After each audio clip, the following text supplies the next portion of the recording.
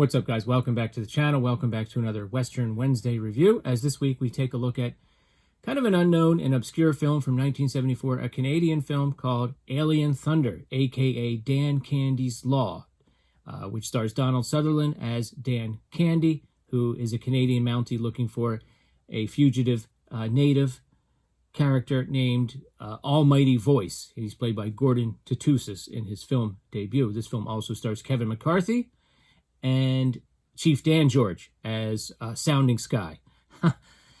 This is a really interesting film. This is a part of a Dark Force Entertainment drive-in double feature. You could watch it like in a drive-in type mode or just watch the films individually. It's paired up with a film called Smokey and the Judge. I'm not sure if they were paired up, back in the drive-in movie theater days. That would seem probable, considering thematically they're very different films. This is an odd one. And I guess upon doing some research, it looks like a complaint of the film previously is that it just did not look that great. So what Dark Force Entertainment did here is they got some of the best film elements they could that have not been incorporated into previous releases and done their best to clean it up. And it looks okay. Some of the scenes do look a little grainy. Some of the scenes are kind of hard to see on purpose, like foggy scenes and things like that. But the fog registers as like extra graininess in the beginning of the film, especially.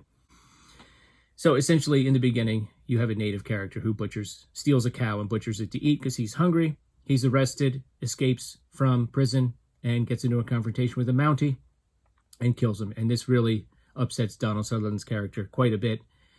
He seems to be a Mountie that has some experience, growing very impatient with some of his subordinates, but also getting put in his place a few times by his superior.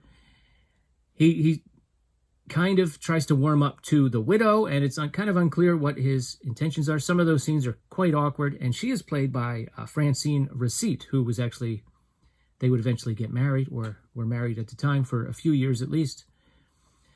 This is not Kiefer Sutherland's mom, but they did have some children together. And she's quite good.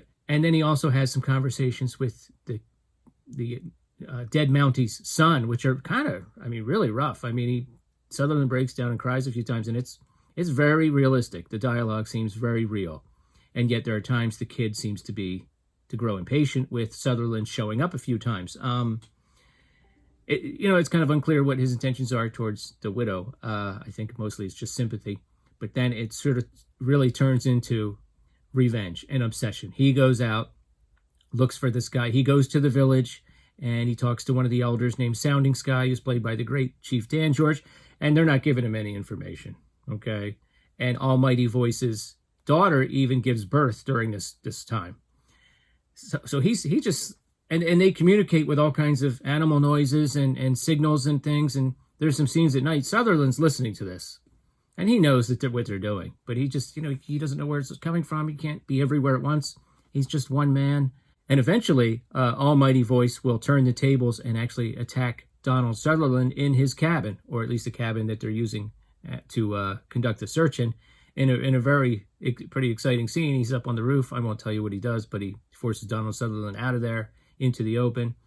And Sutherland just gets more and more frustrated. At some point he begins to really backtalk to his superior, which apparently was not really done in the Mounties very often. And at one point he takes off the red uniform.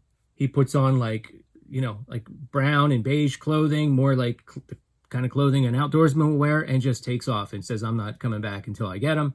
Eventually the powers that be catch up to him, and they bring in some bounty hunters and also a whole bunch of more Mounties with some heavy guns. And the film ends tragically and sadly with quite a few more dead bodies. And this is apparently based on a true story, so it's actually pretty sad overall.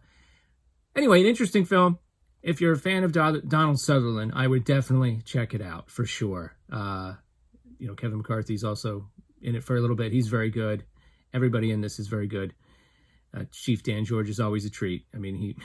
He talks to Sutherland. He's all friendly, but he's not going to give him any information.